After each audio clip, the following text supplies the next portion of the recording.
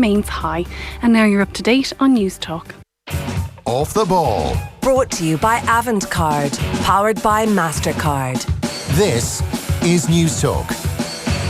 All right, you're welcome along to Thursday's Off the Ball. Nathan here till 9 o'clock. Busy show ahead. We'll have John Giles in studio at 7:30. Quite enough time in football. We'll talk about some of the managerial changes in the Premier League. If you have any questions for John, you can as always get in touch. 53106. Huge weekend of hurling coming up. Munster hurling final. One of the great days of the Irish sporting summer, I hear. Leinster hurling final. Doesn't get the same level of hype. And Joe McDonagh Cup final. Which you weren't going to mention until I brought it up off air, is that right? Shane Keegan is with us, who up until 5 minutes ago I didn't realise was the most die-hard Laois hurling fan around. I thought you were League of Ireland nerd and you left it there. Oh, absolutely not. League of Ireland nerds allowed be into other sports? What's this nerd business, by the way? You're just trying to offend both of us. Exactly. Why? What's gotten up your craw today? I'm just saying. Yeah, I'm just being trying to throw the old Stop stereotype. trying to be Ivan, right? He's trying to throw the old stereotype. Yeah, some of the old League of Ireland diehards, I suppose, don't like people venturing off into other sporting fields at times. But I think there's plenty that are into a bit of GA and a bit of League of Ireland. But big day for our lads on Sunday, that's for sure. You've taken Monday off work. Oh yeah. I thought you were actually joking, but no. The look in your eyes tells me. Have you just got lots of holiday days left? 14 years, Nathan, since our hurlers have been in Laois. We have got to make a day out of this. Is there a big crowd expected from Laois heading up? There is a very big crowd expected from Laois heading up. We have special trains put on out of Ballybrophy and Port Laois and everything. You're looking at me in amazement. Clearly, the Joe McDonagh Cup final is very important to both Laois and Westmeath, and the opportunity to go up and play in the Leinster Championship next season. I just didn't realise actually that it was that big a deal. I thought we were talking about two football counties here. Absolutely not, no. A bit of success in hurling is a bit of a bonus. No, everything, I'd say Laois is very much split down the middle in terms of... Where's hurling country in Laois? So Port Laois is slap bang in the centre of the county, and everything to the west of Port Laois is hurling, and everything to the east of Port Laois is football. And Port Laois itself would be the only place that would be strong at both. Excuse my ignorance, but what's west of Port Laois? West of Port Laois is strongholds like my own club, Rathdowney. Tell me what's west of Port Laois. Like he mentions there, Rathdowney's out there. Good man. See, his knowledge of Laois is superb, Richie. Up there. All right. So yeah, big day. Fingers crossed. So the winner get promotion and will play Dublin. That's right. And the losers have to go and play Cork. Yeah. So there's an extra. I suppose you'd have to look and say that the Dublin one, obviously enough, would be a little bit handier. Although Laois or Westmeath will go in as massive underdogs to either of the two of those. I would have thought. Laois and Westmeath drew in the final round of the round robin. True. I was there last Saturday night. Was that a draw that suited everybody at the time? Was. Let's save ourselves. It was very much shadow boxing, yeah, very much. Laois, we probably left off a good few more of our starters than they did, but yeah, it was kind of shadow boxing all around, so I wouldn't draw too much conclusion from last week's match heading into this week's one. In retrospect, isn't it madness that it was only voted on that Leinster would have promotion and relegation and Munster would be left untouched? Unless Kerry win the Joe McDonagh Cup. No, still can't come up. Did they not get a playoff? No? No. Oh. Maybe. I think they get a playoff. I thought they got a playoff. But even then, there should be... Well, there should be, rightly, to make it fair and proper. To make it fair and proper, there should be a playoff between Carlow and Waterford. Last in each, yeah. And, okay, everybody would expect, even with Waterford having a pretty atrocious season, that they should probably still beat Carlow. But just for fairness in terms of the competition, give them the chance. That game should have to happen. Give them the opportunity to do it. Yeah, it's a crazy situation, so it is. I mean, look, I suppose a lot of people have talked, it's got so much kind of disrespect so far anyway. Like even the timing of it, like for to be on this Sunday at the same time as the Munster final, it's which is one of the reasons why it's not televised. It is. It's on TG Cahir. It's on TG Cahir. So it is, but it's at the same time. So therefore, you're going to have to be a diehard of either or. And the other knock-on effect then, of course, of Sunday is that the minor gets moved to earlier in the day, which is not something that's gone down well with Kilkenny or Wexford fans, because they've now got the minor final at 11:30, our game sandwiched in between, and a big gap, and then the big gap until the senior match. So proper hurling people in Kilkenny and Wexford. They'll sit and enjoy Laois Westmeath. They'll appreciate the talents on display. Get behind them. I don't know if I have as much faith in you now. What? Don't know. What I've just noticed is that the Munster hurling final is the warm-up for the Leinster hurling final. How has it come to this? One of the great days in the Irish sporting calendar, they say. It's going to be a beautiful sunny day down in Limerick. Wow. hadn't noticed this. Today's a momentous day for Off the Ball, we should mention. Congratulations. A momentous day. Congratulations on your news. So, there's no going home at this stage. Off the Ball has launched Ireland's first dedicated digital sports radio station, OTB Sports Radio. 24 hours a day. It is already live. Download the Go Loud app, the best place to listen in. So, you wake up at 3 a.m. and you're thinking, I need to be entertained. Now you can listen to Off the Ball. What more would anybody want than to listen to your dulcet tones at 3 a.m. in the morning? I know what you're going to say next. Don't say it. It's not going to send you straight back to sleep.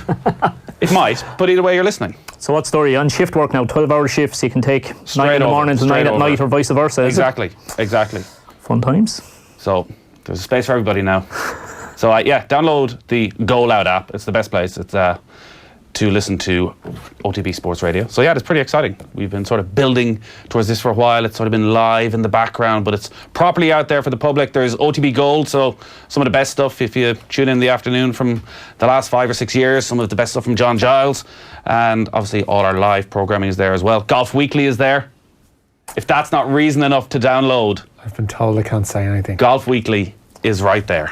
If I'm completely honest, I hadn't realised that you weren't 24 hours a day already, Nathan. It kind of came across that way, to be honest. You're saying that in a positive way. I am, of course. Very good. 53106 is the text number, @OffTheBall. On Twitter, we're live on all our social channels. If you want to get in touch this evening, it is quarter-final time at the Women's World Cup. Yeah, the first of those quarter-finals taking place tonight, and a place in the Women's World Cup semi-finals awaits either Norway or England. The sides meet in Le Havre in the first of this week's quarter-finals. Millie Bright and Steph Houghton have both been past fit to start for England, despite Phil Neville saying yesterday there were both major doubts. Norway have confounded expectations in reaching this stage without Ballon d'Or winner Ada Hegerberg, but England manager Neville says they're more than deserving of their quarter-final place. System, physicality, and technically, I think they tick every box. I've got to say they've probably been the surprise team of the tournament, because probably people have been focusing on the top 10 teams in the world, and they don't fall into the top 10 teams in the world. But they've got a spirit, a togetherness, a tactical system that's really difficult to play against, and they look like they've got a cause. They look like they've got a cause with. Maybe Edinburgh not coming has give them a cause to say, we're going to show the world that we can win without the best player in the world type thing. So that's always a good thing to have, that siege mentality. And they look like they're having fun. They're smiling. So I think it's a really, really difficult game. I really do. I like the way you're saying they're outside the top 10. They're like 12th in the world. It's not as if they're... And they're in the quarter-finals. And they've top 8 in the world. Yeah, and they've won this tournament before. So it's hardly as if they're unfancied. Where next for Phil Neville? So if you're listening to how Jackie Oakley, who was saying on Tuesday night that the word around was that he'll definitely end up at a championship club by Christmas. Yeah, if you were to listen to Phil Neville over the last 2 weeks declaring his undying love for women's football, you'd imagine he's there for the long haul, is he not? No. I figure you'd stay there for a while. I guess if they win the World Cup, I think even getting to the finals is not beyond the realm of possibility, and that's a great look on a CV for any kind of manager. There's probably scope for them to grow as well when you see the investment that they put into the England into English football on a club level. They can go on and be an actual. We kind of scoff at England from over here, but they can go on and be an actual powerhouse in the European game. He surely has to be looking and thinking, if I make a success of this England 21's job, are they not after having this is a bigger job than the England under 21's job? You think? Absolutely. Eddie Boothroyd is the English under-21 manager. That's how little they care about the English under-21s. Somebody who, by all accounts, is one of the worst coaches around. They somehow put him in charge of the best young players in England. Well, it's a terrible appointment, yeah. But it's one of these cases with England, and we've seen it with the debutants that they've had in the past while. If you're good enough, you're old enough. So you don't necessarily have So he's missing his 5 best players. Yeah, of course. They're all going to be off in the senior squad anyway. You're going to miss your Jadon Sanchos and that type of player, because they're actually just too good to play for the under-21s. But the reason I'd say 21s is that, if you're looking at the big picture, I don't know if anybody ever sees Phil Neville as an England manager, but if you're looking at the bigger picture, is it easier for him to move from the 21s job into the senior job than it is from the women's job into the senior men's job? Well, I don't think anyone 6 years ago saw Gareth Southgate as the next England manager. It will be fascinating to see what happens with women's football in England after this World Cup, because there's so much attention on it. They're getting huge figures on the BBC. There's a nice bit of controversy throughout the tournament, so it's getting a lot of headlines, for good or for bad, but just a regular amount of headlines probably in terms of a the RT World coverage Cup. of it has been excellent, in fairness. It has been very, very good. If they get a regular, and a decent TV deal where it's visible, like I'm not talking about a Sky, because Sky deals, like you have so few people actually watching it because the subscription numbers are relatively low compared to the general population. But if they were to get a regular TV deal on BBC or Channel 4 and have regular viewers, the likes of Manchester United now have a women's side, they can do big things with that game over there. Well, I was at Manchester City against Chelsea in March, I think it was. So it was on at 1 o'clock in City's Academy Stadium, where the Manchester City team play all their home games. I think it was about 7,500, 8,000. Now, they timed it very well because City and Chelsea were playing, the men's team were playing at the Etihad at 4 o'clock. So you got the understandable overflow of that, people coming in early. But there was a proper atmosphere even still.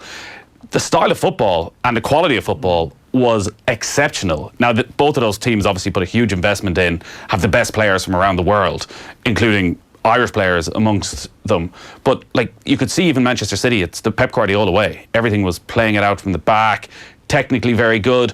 Probably just maybe that little bit of depth is all they're missing, that the top 7 or 8 players in each team are exceptional and they just need to bring everybody up to that level. But again, I guess that can only happen from that'll come. That'll successful take World time. Cups. That'll take kind of the exposure that this thing kind of has brought them. Your Gareth Southgate remark, he just reminded me that when we were doing our pro licence, we had Gareth Southgate as one of our presenters. Oh, yeah? We sat down and did a chat. But it's like, if Gareth Southgate sat in front of you now and gave a chat, you'd probably listen. 8-9 years ago when we were doing the pro licence, it was like, I don't know, he'd been sacked by Middlesbrough maybe 12 months prior, and you're like, oh, yawn, Gareth. What? Well, that says more about you than it says about Gareth Southgate. Very true. What was he saying? What was he trying to teach you? I know, I think he's, to be honest with you, if he would have learned anything from it, you would have thought, yeah, I can see how this guy ended up in the England setup, because he's a very eloquent speaker, and you know, he speaks very, just in a manner that you'd imagine the FA lads would be nodding their heads and say, yes, he's a good, solid sort of an individual. But do you think he's a good manager? Well, you can only judge him on what he's done recently, and he's done very, very well recently, has he not? Do you think he's a good manager? Don't know if I'd give him one of the top jobs in the Premier League. Like, he was been linked with Chelsea. I thought that was a bit, but There was a link with Manchester United as well, ever so briefly. What else we got, Richie? Donegal siblings, Chloe and Sam McGee, just one match away from securing Ireland's latest medal in Minsk at the European Games. They beat Belarus to finish top of their pool in the mixed doubles badminton, and they'll face the Netherlands in tomorrow's quarterfinals. And Sam says they felt they needed a big win today. Yeah, we knew what we had to do. We had to win those sets comfortably. I didn't actually realise how important it was, but when we came off, it was so important. I think we had the best score against Belarus out of all 3 pairs, and that actually stood to us. But in the end up, we didn't need the points, but at a lot of times it looked like we did need to go down to points. I just asked the question. I don't know why, considering it's written right there in front of me. Where are Chloe and Sam McGee from? Donegal, Nathan. Donegal. The reason I know is because Chloe is a partner of Packy Maley, former centre half for Finn Harps. Very good. Oh, there you go. Yeah. There you go. Good man, Shane. Flying the flag for the Joe McDonagh Cup, says Connell and Leash. What's the shorts count tonight, lads? Anyone in studio there with bare legs is what Paul is wondering. Throw them up there, Shane. Shane Keegan's right there. That's a slap on the thigh / knee. I resisted the temptation. I had to go to a course all day and I just wasn't sure if it was appropriate. It was a leadership course as well, Nathan. I wasn't at that. I wasn't invited. We had a different course. I was at a different course. Oh, God. Educating myself, you know. And I just wasn't sure if shorts were appropriate. No, not at the course. Nah, they would have been appropriate. Would have been perfectly fine. And probably not if you're appering on screen as well either, Shane. Nobody can tell. It's like a newsreader. They're well I do away. this all the time. It's perfectly fine to wear shorts. My nickname, my nickname, my whole youth growing up. Well, still my nickname was Chick, which was shortened from chicken legs. Right? Was that upsetting when you were? And yet I choose to wear shorts into studio. You're owning it, I think is what they call it. Yeah. Who's laughing now? Well, that's another question. Elsewhere in Minsk today, Nat Wen exited the men's singles badminton at the group phase following today's defeat to Britain's Tony Penty. Jenny Egan finished 4th in the A final of the women's K1 5,000 metre canoeing. The Kildare athlete, though, was 29 seconds off the medal places. Earlier, Egan managed 8th in the B final of the women's K1 200 metres. Felix English narrowly missed out on a medal in the last hour in the men's scratch race of the track cycling. Lydia Boylan was 11th in the women's points race. And it's been reported this evening that Michael Collins' scheduled 5 fight with Vladimir Nikitin has fallen through due to an injury to the Russian. It said he needs an operation on torn biceps. The pair were due to meet in a rematch of their controversial Rio 2016 bout, which a fight Nikitin won at the time. The bout was due to take place in Belfast on August 3rd, but a replacement opponent for Conlon is now being lined up. Kevin O'Connor is to remain at Cork City until the end of this season. The fullback rejoined the club on loan from Preston in February, but will now stay on until the autumn. Cork will have an eye on events this evening in Luxembourg, where Progress Niederkorn are taking on Cardiff Met University in the preliminary round qualifiers of the Europa League, still scoreless as they approach half-time. There's a 6:30 kick-off to that one in Luxembourg. The eventual winners will face the Leaguesiders in the first qualifying round. Big night in the League of Ireland tomorrow. Shamrock Rovers against Dundalk. I don't want to go all Johnny Ward on it, but Dundalk are 5 points clear. If Dundalk win in Tallaght tomorrow night, Don't say it. Don't say it, Nathan. It's over. Don't say it. It's over. It's definitely going to be a draw. Do you reckon? After Nathan bigging it up like that, yes. 0-0. Yeah. Nah, I'm looking forward to this. There's actually going to be goals in this one. It is interesting. You were just, before we came on air, we were just saying who is eligible for this and who isn't eligible for this, in terms of Neil Ferrugia, Gary O'Neill, Andy Boyle. Well, Andy Boyle isn't eligible. I was reading Dundalk's team news earlier on. He doesn't come in until July 1st. So maybe that's the reason. Okay. So maybe Ferrugia They're probably all July 1st. potentially is. Yeah. I know Stephen Doyle was out there talking to Stephen Bradley earlier, so he's outside. He might fill us in very quickly. Very good. But that obviously could prove to be quite a difference. Is Ferrugia still injured? Couldn't tell you that. Actually, he'd be serious. He's still serious injured. weapon for them, is he? Yeah.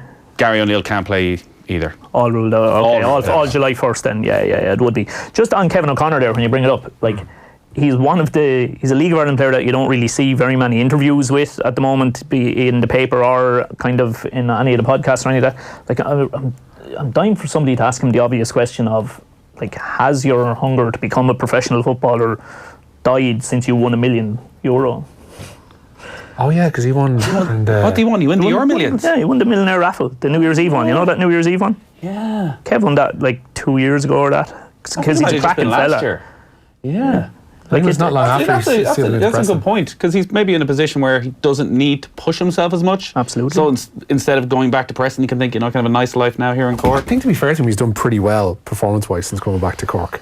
And he's kind of switched positions as well since coming back too, and has actually he's a cracking performed pretty player. well. He's a cracking lad. He's from Wexford. He would have been down around Wexford when I was managing down there. I tried to sign him on numerous occasions, but he was always a bit too good for us, probably. So he was. But Kevin, if you're listening, do you want to do an interview? And lend us a few quid. Lend us a few quid while you're at it. Perfectly fine. A text in from Sarah. JP has vetted this, so I'm going to ask it. Shane and Richie are remarkably similar looking. Did the milkman cover both their neighbourhoods? Did I not already slag you about looking like Kenny one night? Me and Kenny got it before. When Kenny looked like... Basically, I don't think you're... Nah. Any two ball men with beards who are placed side by side are going to get the old... They look alike. Thank you, Sarah, all the same for Definitely your a text. mini-me version anyway. I hope that was worth the 30 cent. What happens, lads, if you hear some breaking news? Will someone in the studio place their hands on Shane's leg in the shorts like Carragher and Henry? And more importantly, will Shane like it? From Martin. Starting to get a bit worried now. Depends what sort of news it is. If it's breaking news from the Laois Hurlers.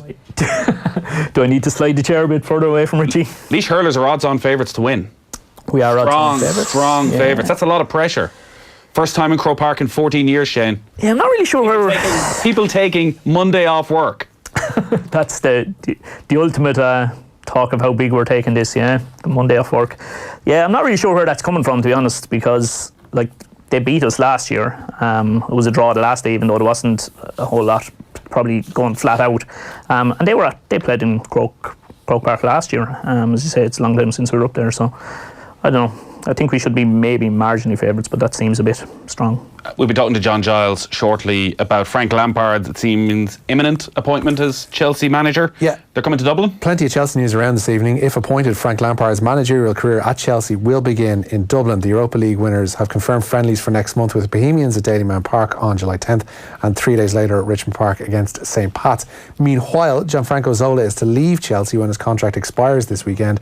Zola worked as Maurizio Sarri's assistant last season and has turned down the role of a club ambassador. And Chelsea also look like confirming the permanent signing of Mateo Kovacic from Real Madrid. The Croatian is allowed bypass Chelsea's transfer ban as his registration is still held by the Premier League outfit following last year's loan. Kovacic is going to cost Chelsea €50 million. 50. 50. 50. £40 million. Wow. €50 million.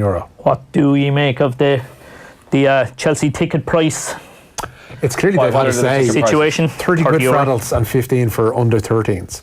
But both Pats and Bose have put forward that pricing scheme, which suggests that Chelsea have dictated how much they're going to charge. If it's something like a Chelsea first team, which that early in pre-season, it's probably unlikely. I think it's going to be half and half. I don't think it's going to be at the levels of like Chelsea 11 or remember Liverpool 11 that played at Bose. It was essentially all youth players. I think that it'll be half and half. I think normally when you see those 11s, that kind of Liverpool 11, you'll see, if you go on the website, you'll see that there's actually another game somewhere else. The fact that Chelsea on their official website don't have any other games posted other than this for that week, I think they will be reasonably strong, yeah? Yeah, and I know you don't want to be patronising when it comes to games like this, but the fact that it's more than likely going to be Frank Lampard's first games in charge can only be a good thing for both Bowes and St Patrick's Athletic in terms of the level of interest. Pats have Norrköping that week as well in the Europa League. So also, we have that bizarre situation actually where we talk about Chelsea resting players, and it's the League of Ireland team who end up putting out the youth side. That's usually what happens because these friendlies ordinarily get organised on a Saturday, the night after League of Ireland teams have played. The second one is, I think, isn't it? The second. Second's a Saturday, the other one's a midweek. So Bowes might have an eye on what's coming that weekend, and Pats will have an eye on Norrköping essentially. Lads, I've been bringing my daughter down to watch Peamount Ladies for the last few months. Quality is really good. There's huge scope for the game to grow, although I can see the problems of the past repeating themselves, i.e. players going abroad, from Ian in Clondalkin. There was a Stephanie Roach-esque goal scored by Peamount again last weekend. Pretty much exact same spot on the pitch, exact same goal. It was same opposition. Fantastic goal. I'm trying to... Who was it? Oh, somebody. Somebody let Nathan know. This day next week, Richie, you're going to be upset. You're going to be upset, Richie. I'm going to be upset anyway. For all the abuse and all the stick you give, you're going to be upset because you're going to be alone in this studio because I'm going to be down in lovely Lahinch. Oh, I'm going to be on my own. Because the Irish Open's on next week. Good, well done. So you're going to be away from here, yeah? We're going to be down there having a good time. Oh, lovely. I'm going to stretch my legs. Be popcorn. What's going on in the golf this week, Richard? In the golf this week, Nathaniel, the Andalusian Masters is ongoing in Spain. It hasn't been a great day for the Irish there. Gavin Moynihan best placed on 1 over par following a round of 72. A short time ago, Michael Hoey was 2 over par and Paul Dunn shot a 75 today, leaving him on 4 over. The lead in Valderrama held by Victor Perez of France, who is 6 under par. Seamus Power, meanwhile, 1 over par following his opening round at the Rocket Mortgage Classic in Detroit. Brilliant. Nate Lashley is the clubhouse leader in 9 under. Rocket Mortgages most definitely sounds like the crash is coming, and Rocket Mortgages, we're going to be hearing about it. They bring down the economy on their own, I'd say. Rocket Mortgages, do they? Mortgages. That's not libel, Rocket Mortgages. No, these good guys. Good guys. Very reliable. These are good guys in Detroit. So Seamus Power 1 over. He is 10 off the lead. That is pretty much us done. Who's going to win tomorrow night? Rovers at Dundalk? Rovers. Richie's going 0-0. I'm not going 0-0. I'll go 1-1. Okay. Yeah. Definite draw though. You just can't say that Rovers could actually win. Break your heart. No, they're not going to win. Doesn't happen. It's not going to happen. It's Rovers. Well, Off the Ball has joined forces with 3 and 20 by 20 to bring you the most exciting event of the summer. It is our very first all-female roadshow celebrating the best of Irish women in sport. 20 by 20 is celebrating role models and the essential part that they play in getting women and girls into sport. And on the 11th of July, we will feature 3 different panels of Irish legends and icons who will inspire with their stories. Sonia O'Sullivan, Mary O'Connor, Annalise Murphy, Kate and Jessica Harrington, Jessie Barr are among those that will be there on the night. We have a couple of male imposters as well. Ted Walsh is going to be there alongside Kate Walsh, and I'm going to be there as well, presenting alongside Maura Trassany-Callig and Cliona Foley. We've just about been allowed through the door, but we're looking forward to it. July 11th. It's all happening at the Alex Hotel. Tickets are limited, so get your tickets fast. It's an exclusive off-air event. The only way you can see it is to be there on the night. For more information, head to offtheball.com/events. Cheers for coming in, lads. We will have updates throughout the evening, and John Giles next. Off the Ball on News Talk. Brought to you by Avantcard, powered by MasterCard. Get cash back on your everyday spend with the Avantcard Reward Plus credit card. Avantcard DAC is regulated by the Central Bank of Ireland. There's a smarter way to find your perfect 192 than following the crowd. Subtract all the noise that's out